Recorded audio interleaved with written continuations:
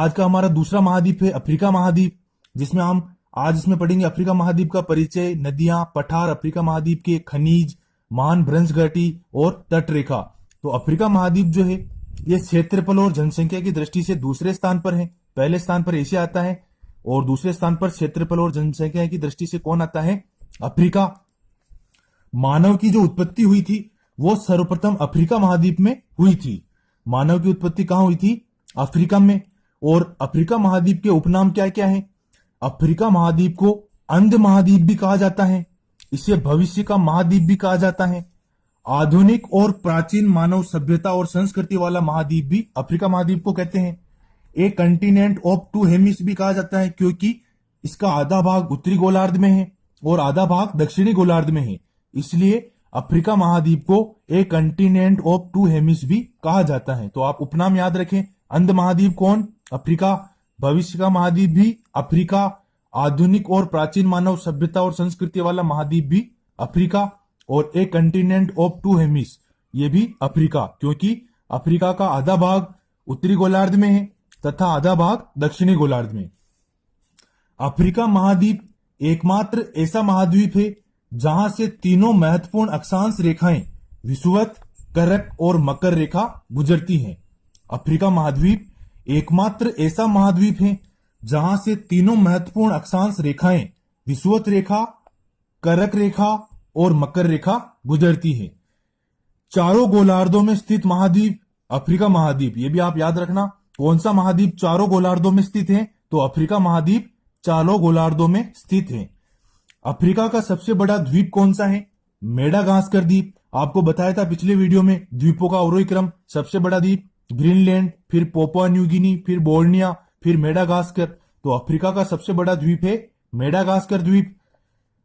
अब आता है कि अफ्रीका और मेडागास्कर को अलग करने वाला चैनल कौन सा है? अफ्रीका और मेडागास्कर को अलग करने वाला चैनल है मोजाम्बिक चैनल। अफ्रीका और मेडागास्कर को अलग करने वाले चैनल का नाम क्या है? Mozambique channel. अब आती है स्वेज नहर।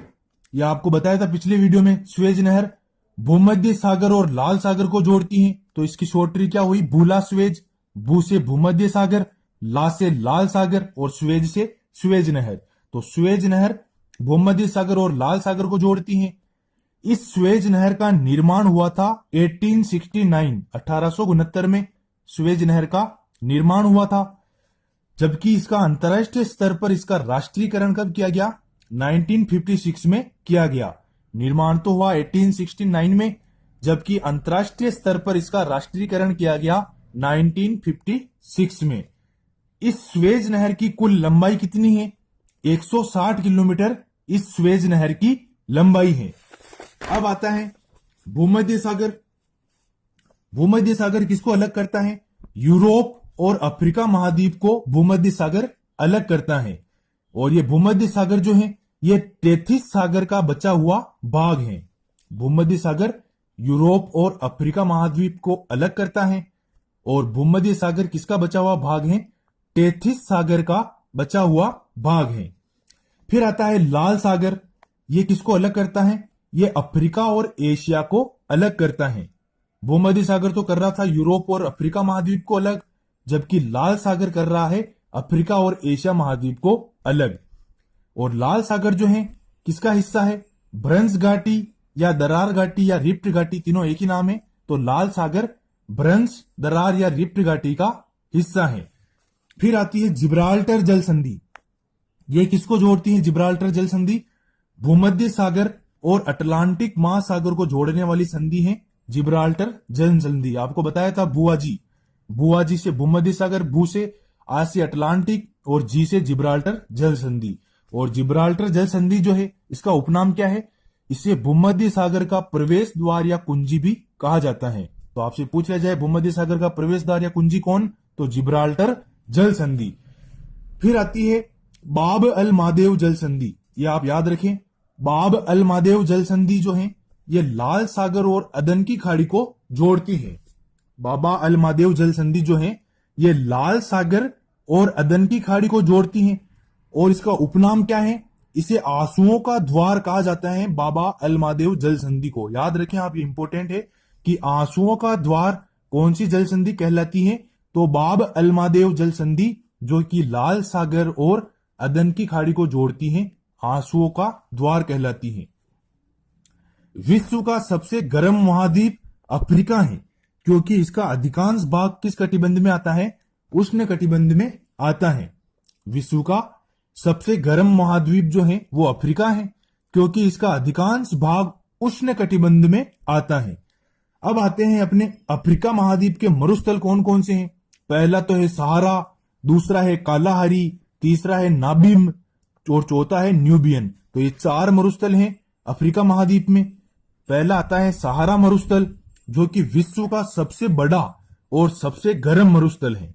विश्व का सबसे बड़ा और सबसे गर्म मरुस्थल कौन सा है? सहारा मरुस्थल। और विश्व का ये सबसे गर्म मरुस्थल, तो सबसे गर्म स्थान भी यहीं पर होगा अफ्रीका महाद्वीप में। तो विश्व का सबसे गर्म स्थान अल अजीजिया, जो कि लीबिया देश में स्थित है, ये सहारा मरुस्थल में आता है। विश्व का सबसे गर्म स्थान कौन सा है? अल अजीजिया, और ये कहां पर है? लीबिया देश में। और यहाँ का अधिकतम तापमान कब अंकित किया गया था? 58 डिग्री सेल्सियस अंकित किया गया था 1922 में। सहारा मरुस्थल में जो है कौन सी जनजाति निवास करती है? तो बद्दू या बांडू जनजाति निवास करती है सहारा मरुस्थल में। फिर आता है कालाहारी मरुस्थल। यहां पर कौन सी जनजाति पाई जाती है कालाहारी मरुस्थल में? तो बुशमैन या सान जनजाति पाई जाती है कालाहारी मरुस्थल में, जबकि बद्दू या बांडू जनजाति कहां पर निवास करती है? सहारा मरुस्थल में। और कालाहारी मरुस्थल में बुशमैन या सान जनजाति। कालाहारी मरुस्थल कौन से देशों में फैला है? बोत्सवाना और दक्षिण अफ्रीका देशों में फैला हुआ है। फिर आता है नाबीब मरुस्थल, जो कि नामीबिया देश में है। ये नाम से ही पता चल रहा है, नाबीब, नामीबिया। ये आप याद रखें न्यूबियन, ये आ जाता है क्वेश्चन, एक बार आया हुआ है कि न्यूबियन मरुस्थल कहां स्थित है? तो न्यूबियन मरुस्थल सूडान में स्थित है। न्यूबियन मरुस्थल कहां स्थित है? सूडान में स्थित है। अब आती है अफ्रीका महाद्वीप की झीलें कौन कौन सी हैं।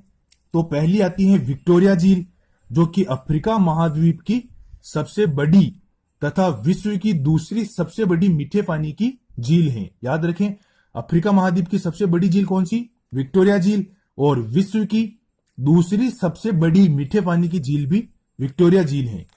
फिर आती है दूसरी टांगानिका झील।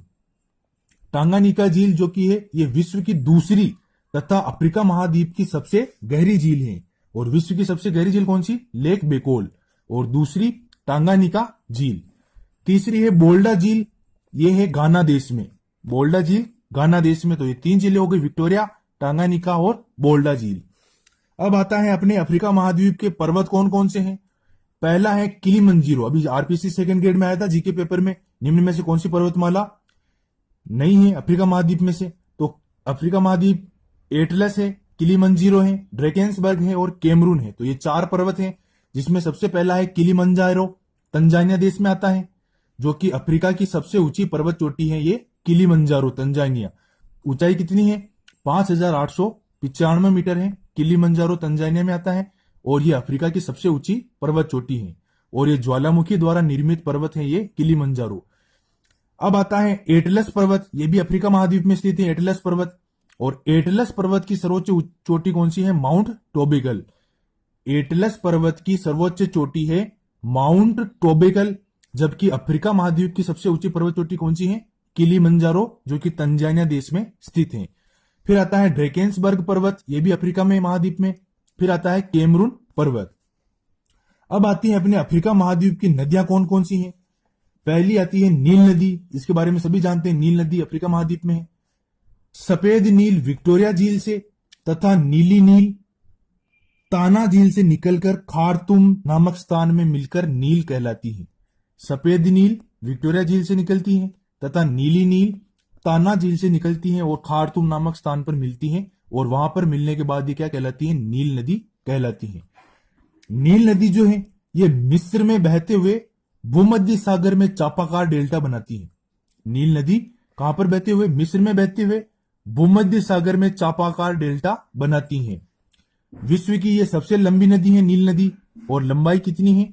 6670 किलोमीटर। लंबाई कितनी है नील नदी की? 6670 किलोमीटर। और विश्व की सबसे लंबी नदी है। आसवान बांध जो है ये नील नदी पर बना हुआ है। आसवान बांध कहां पर बना हुआ है? नील नदी पर आसवान बांध बना हुआ है। और मिस्र को क्या कहते हैं? नील नदी का वरदान कहा जाता है। और मिस्र की राजधानी कौन सी है? काहिरा। ये भी नील नदी पर बसी हुई, नील नदी के किनारे मिस्र की राजधानी काहिरा बसी हुई है। और नील नदी का वरदान कौन सा देश कहलाता है? मिस्र कहलाता है।